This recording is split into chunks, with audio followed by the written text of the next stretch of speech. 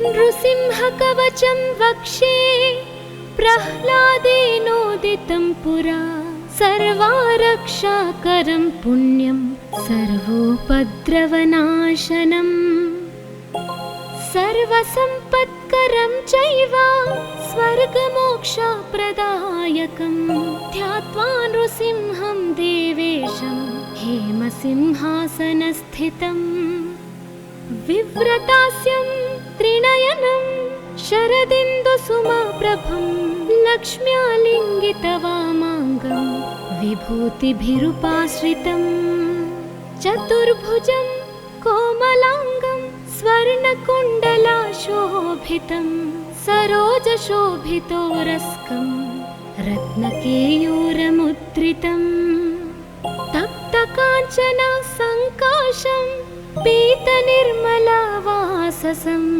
इन्द्रादिसुरमौलिस्थ स्फुरन्माणिक्यदीप्तिभिः विराजिता पदद्वन्द्वं शङ्खचक्रादिहेतिभिः गरुत्मता सविनयं स्तूयमानं मुदान्वितं स्वहृत्कमलसंवासं कृत्वा तु कवचं पठे नृसिंहो मे शिरः पातु लोकरक्षात्मसम्भव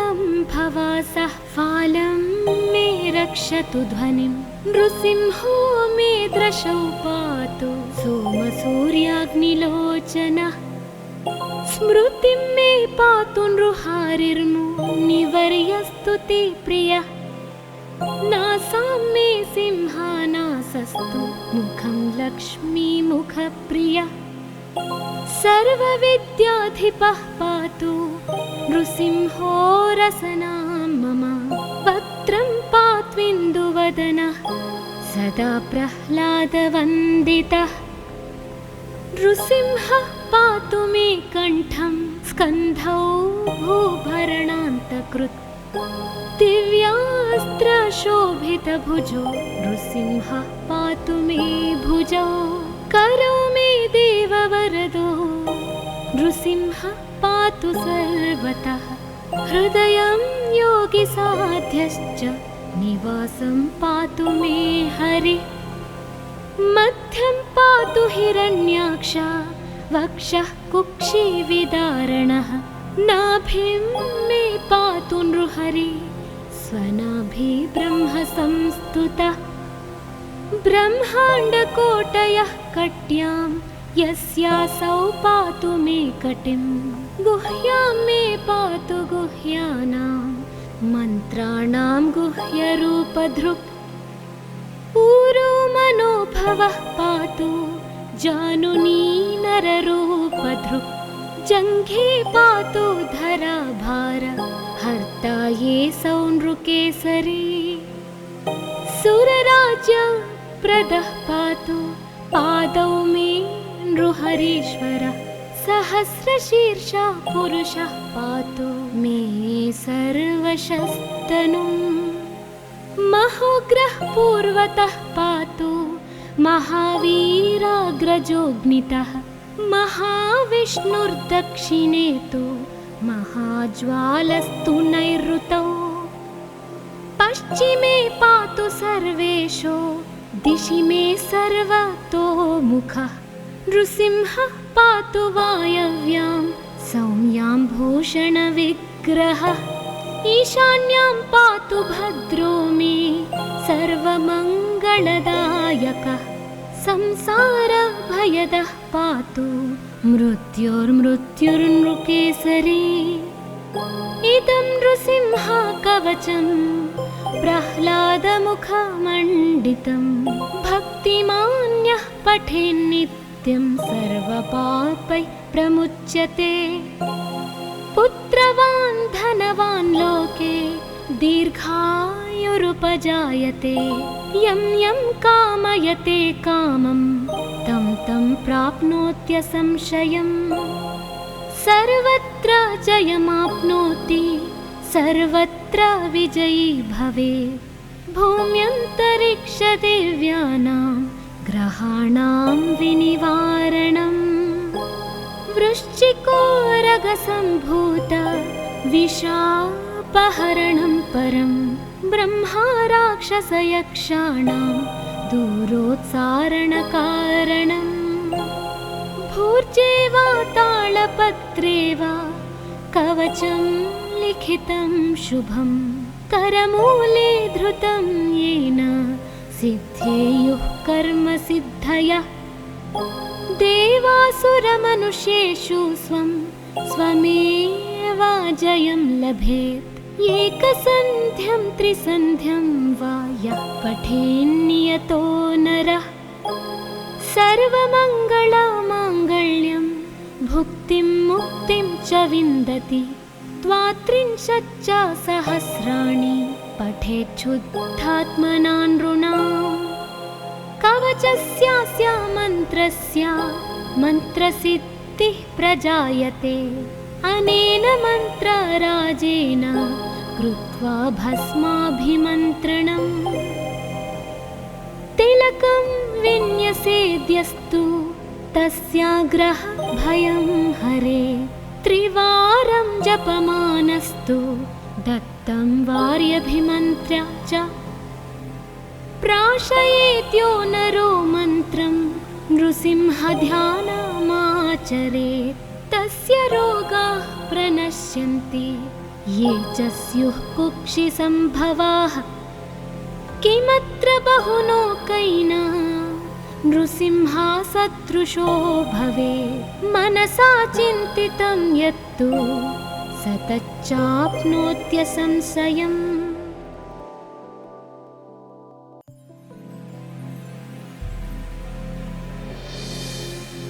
नृसिंहकवचं वक्षे प्रह्लादेनोदितं पुरा सर्वारक्षाकरं पुण्यं सर्वोपद्रवनाशनम् सर्वसम्पत्करं चैव स्वर्गमोक्षप्रदायकं ध्यात्वा नृसिंहं देवेशं हेमसिंहासनस्थितम् विव्रतास्यं त्रिनयनं शरदिन्दुसुमप्रभं लक्ष्म्यालिङ्गितवामाङ्गं विभूतिभिरुपाश्रितं चतुर्भुजं कोमलाङ्गं स्वर्णकुण्डलाशोभितं सरोजशोभितोरस्कं रत्नकेयूरमुद्रितं तप्तकाञ्चन सङ्काशं पीतनिर्मलवाससम्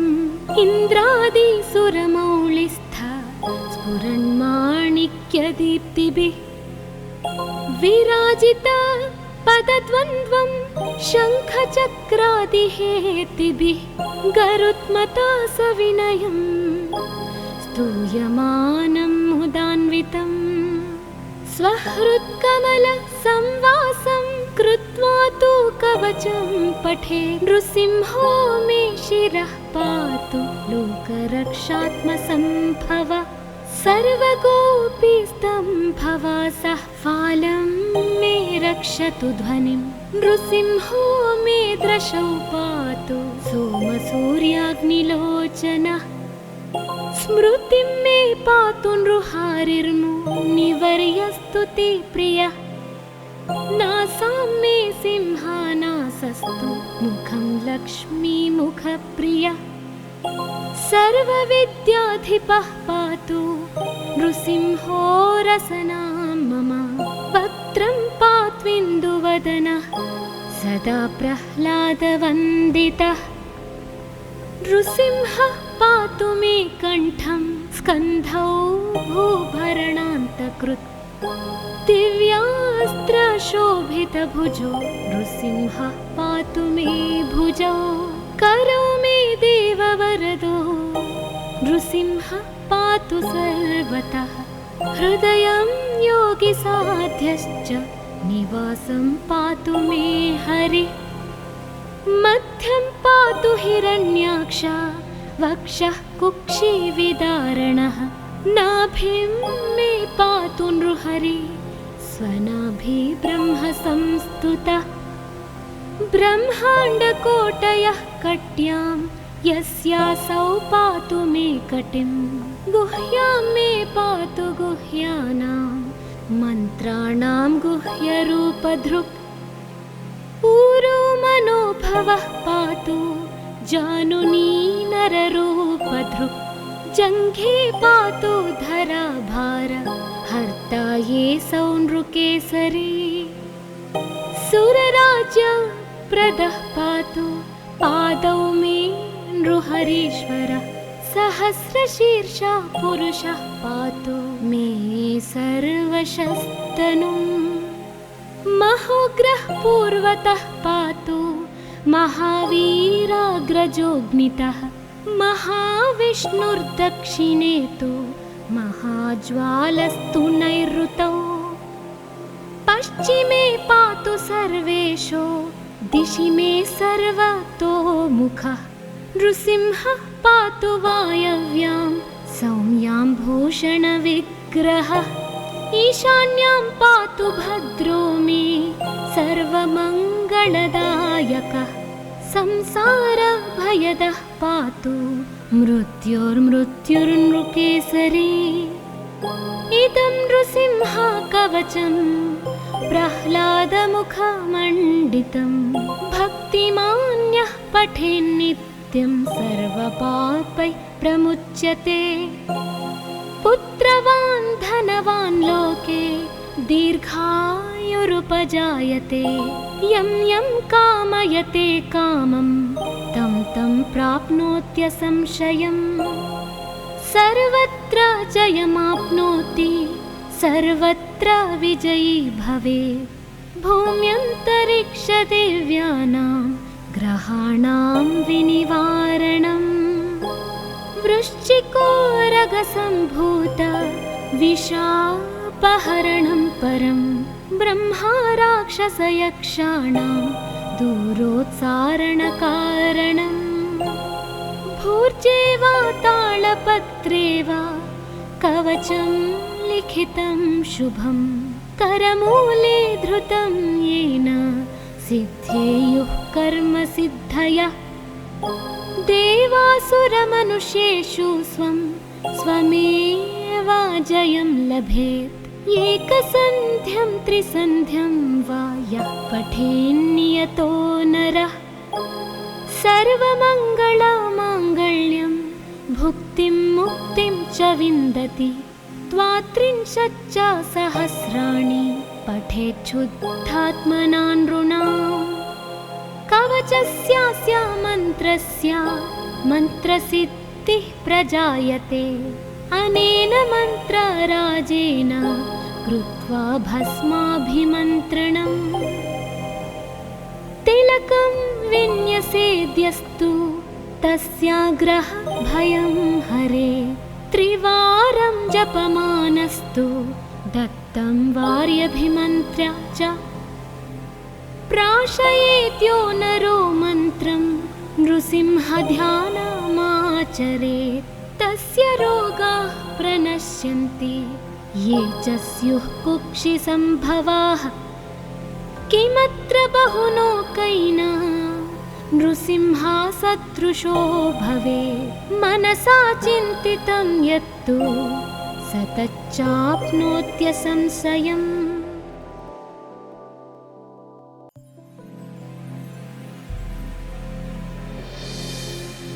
नृसिंहकवचं वक्षे प्रह्लादेनोदितं पुरा सर्वारक्षाकरं पुण्यं सर्वोपद्रवनाशनम् सर्वसम्पत्करं चैव स्वर्गमोक्षप्रदायकं ध्यात्वा नृसिंहं देवेशं हेमसिंहासनस्थितम् विव्रतास्यं त्रिनयनं शरदिन्दुसुमप्रभं लक्ष्म्यालिङ्गितवामाङ्गं विभूतिभिरुपाश्रितं चतुर्भुजं कोमलाङ्गं स्वर्णकुण्डलाशोभितं सरोजशोभितोरस्कं रत्नकेयूरमुद्रितं तप्तकाञ्चन सङ्काशं पीतनिर्मलवारिधि ससम्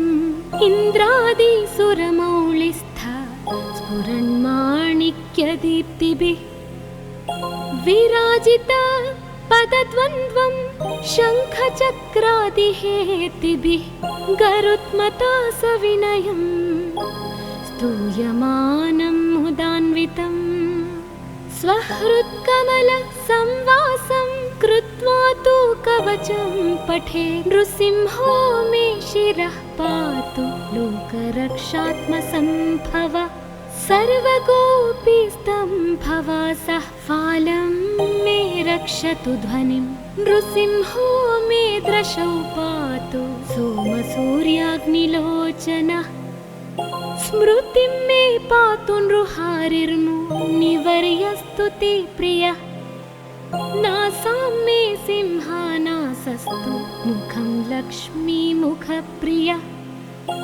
सर्वविद्याधिपः पातु नृसिंहो रसनां मम वक्त्रं पात्विन्दुवदनः सदा प्रह्लादवन्दितः नृसिंहः पातु मे कण्ठं स्कन्धौ भूभरणान्तकृत् दिव्यास्त्रशोभितभुजो नृसिंहः पातु मे भुजौ करौ मे देववरदो नृसिंहः पातु सर्वतः हृदयं योगिसाध्यश्च निवासं पातु मे हरिः मध्यं पातु हिरण्याक्ष वक्षः कुक्षिविदारणः नाभिं मे पातु नृहरि स्वनाभि ब्रह्म संस्तुतः ब्रह्माण्डकोटयः कट्यां यस्यासौ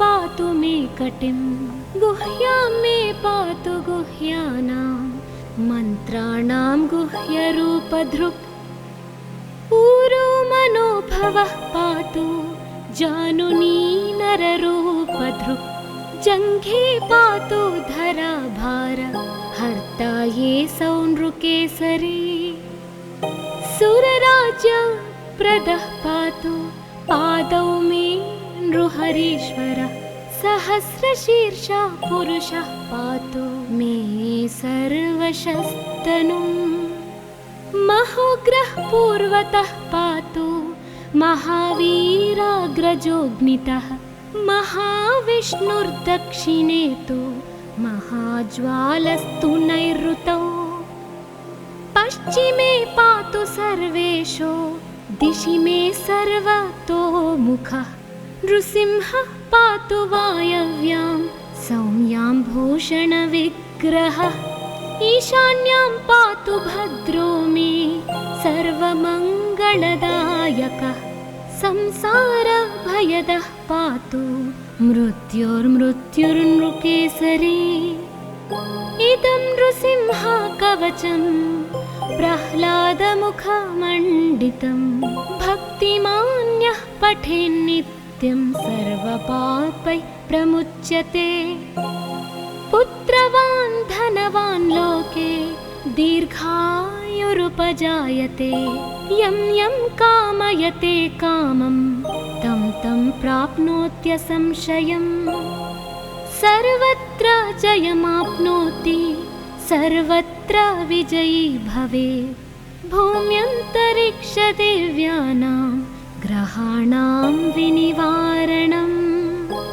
वृश्चिकोरगसम्भूत विशापहरणं परं ब्रह्मा राक्षसयक्षाणां दूरोत्सारणकारणम् भूर्जे वा तालपत्रे वा कवचं लिखितं शुभं करमूले धृतं येन सिद्धेयुः कर्मसिद्धयः देवासुरमनुष्येषु स्वमेव जयं लभेत् एकसन्ध्यं त्रिसन्ध्यं वा यः पठेन्नियतो नरः सर्वमङ्गलमाङ्गल्यं भुक्तिं मुक्तिं च विन्दति त्वात्रिंशच्च सहस्राणि पठेच्छुद्धात्मना नृणाम् कवचस्यास्य मन्त्रस्य मन्त्रसिद्धिः प्रजायते। अनेन मन्त्रराजेन कृत्वा भस्माभिमन्त्रणम्। तिलकं विन्यसेद्यस्तु तस्याग्रह भयं हरे। त्रिवारं जपमानस्तु दत्तं वार्यभिमन्त्र्य च।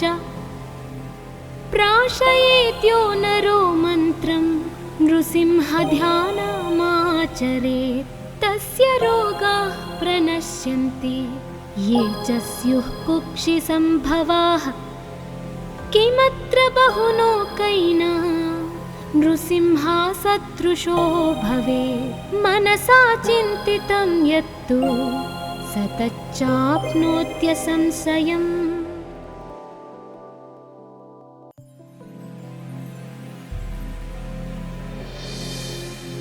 नृसिंहकवचं वक्षे प्रह्लादेनोदितं पुरा।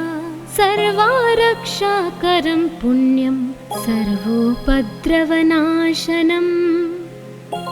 सर्वसम्पत्करं चैव स्वर्गमोक्षप्रदायकं। ध्यात्वा नृसिंहं देवेशं हेमसिंहासनस्थितम्। विव्रतास्यं त्रिनयनं शरदिन्दुसुमप्रभं। लक्ष्म्यालिङ्गितवामाङ्गं विभूतिभिरुपाश्रितं।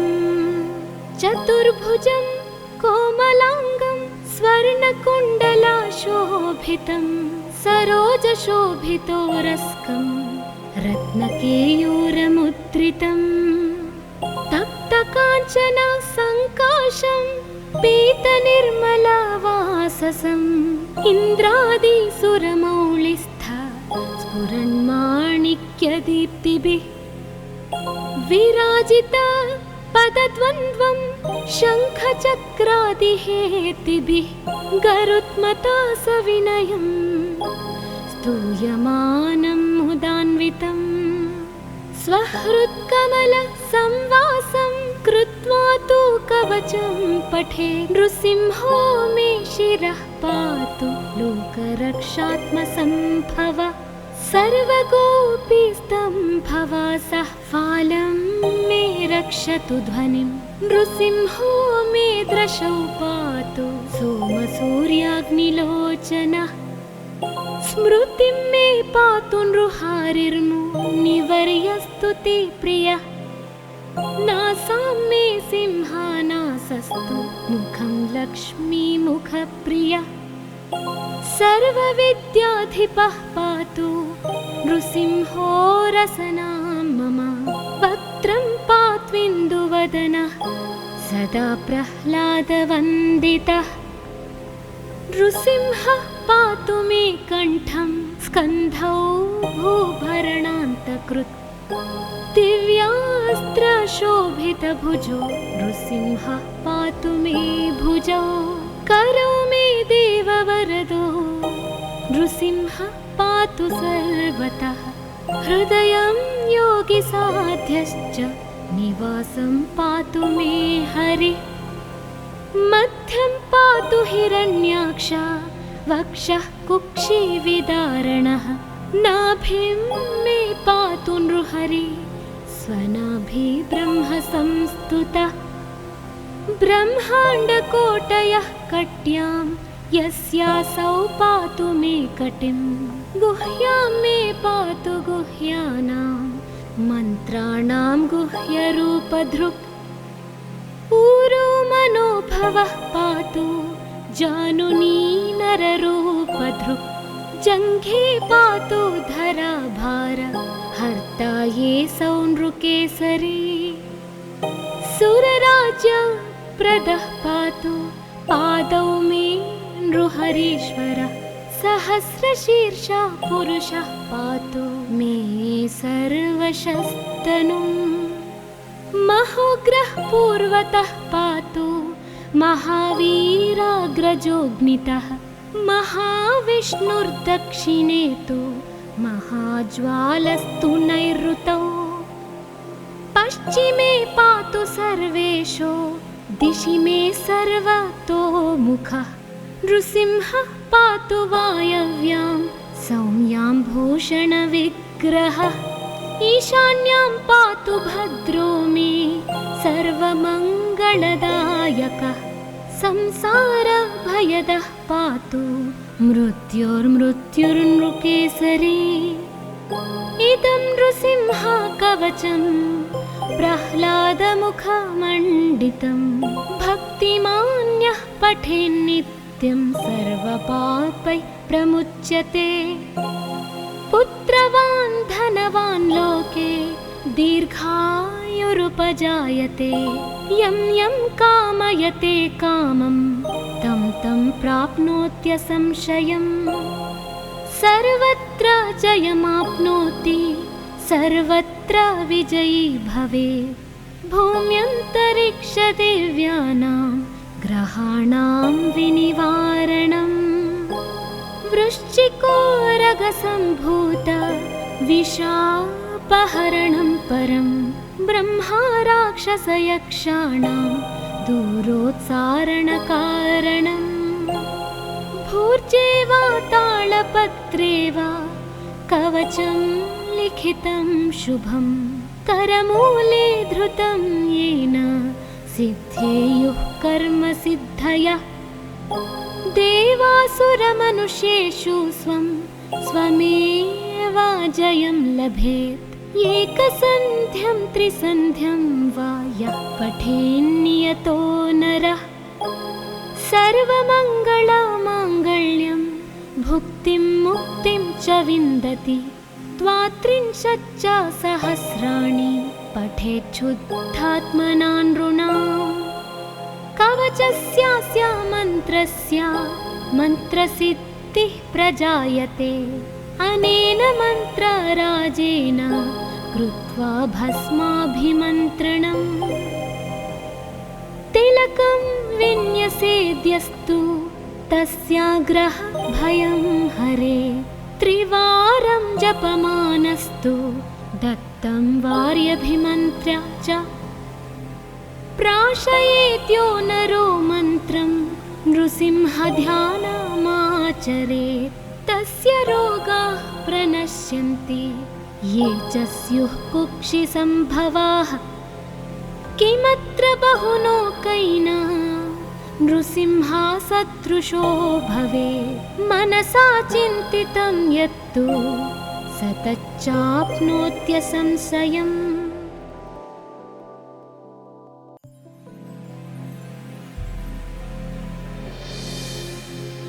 नृसिंहकवचं वक्षे प्रह्लादेनोदितं पुरा सर्वारक्षाकरं पुण्यं सर्वोपद्रवनाशनम् सर्वसम्पत्करं चैव स्वर्गमोक्षप्रदायकं ध्यात्वा नृसिंहं देवेशं हेमसिंहासनस्थितम् विव्रतास्यं त्रिनयनं शरदिन्दुसुमप्रभं लक्ष्म्यालिङ्गितवामाङ्गं विभूतिभिरुपाश्रितं चतुर्भुजं कोमलाङ्गं स्वर्णकुण्डलाशोभितं सरोजशोभितोरस्कं रत्नकेयूरमुद्रितं तप्तकाञ्चन सङ्काशं पीतनिर्मलवाससम्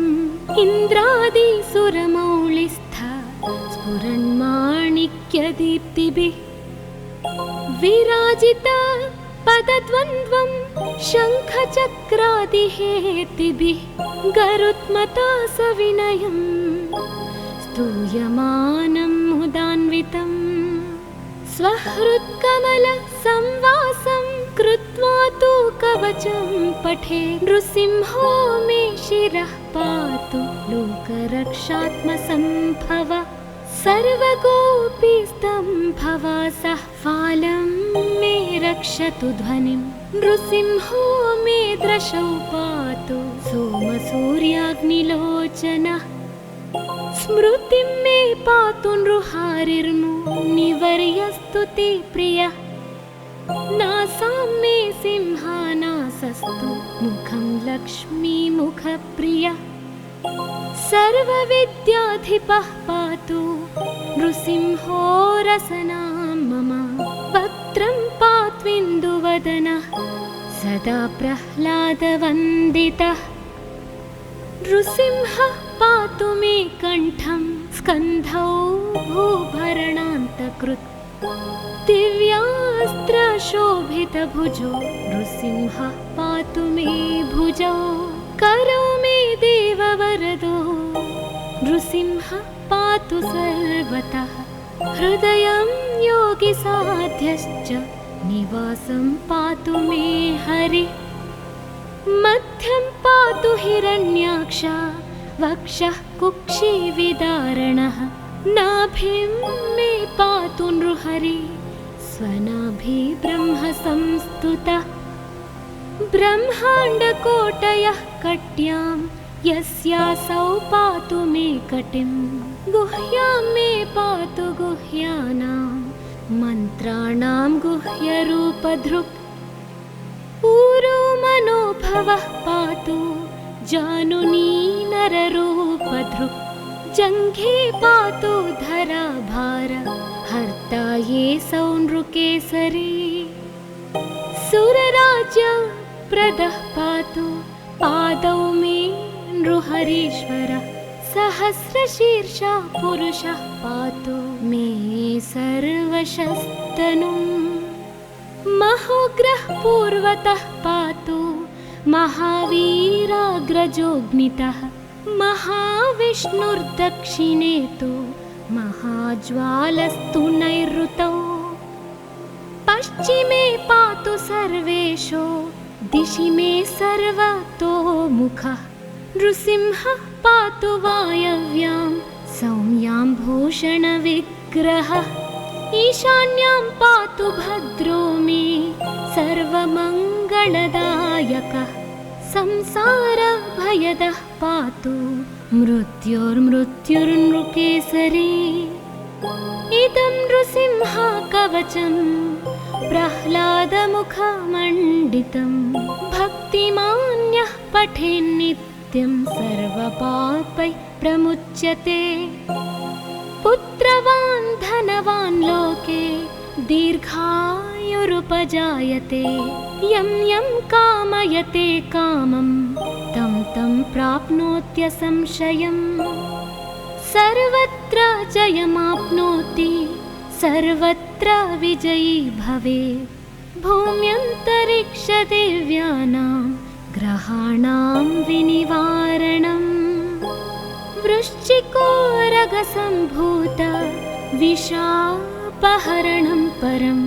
ब्रह्मा राक्षसयक्षाणां दूरोत्सारणकारणम्। भूर्जे वा तालपत्रे वा कवचं लिखितं शुभं।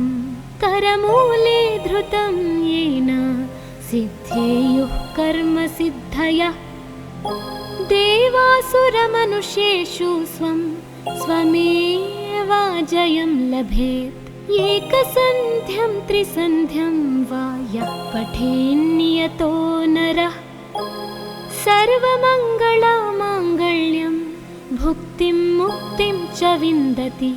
त्वात्रिंशच्च सहस्राणि पठेच्छुद्धात्मना नृणाम्। कवचस्यास्य मन्त्रस्य मन्त्रसिद्धिः प्रजायते। अनेन मन्त्रराजेन कृत्वा भस्माभिमन्त्रणम्। तिलकं विन्यसेद्यस्तु तस्याग्रह भयं हरे। त्रिवारं जपमानस्तु दत्तं वार्यभिमन्त्र्य च। प्राशयेत्यो नरो मन्त्रं नृसिंहध्यानमाचरेत्। तस्य रोगाः प्रणश्यन्ति ये च स्युः कुक्षिसम्भवाः। किमत्र बहुलोकैः नृसिंहसदृशो भवेत्। मनसा चिन्तितं यत्तु स तच्चाप्नोत्यसंशयम्।